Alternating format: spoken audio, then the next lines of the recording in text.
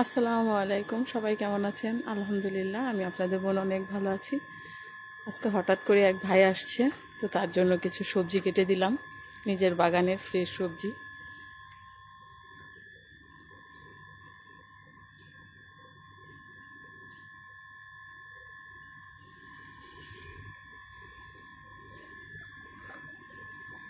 কাউকে কিছু দিতে পারলে এমনিতে অনেক ভালো লাগে, উপহার বলে কথা।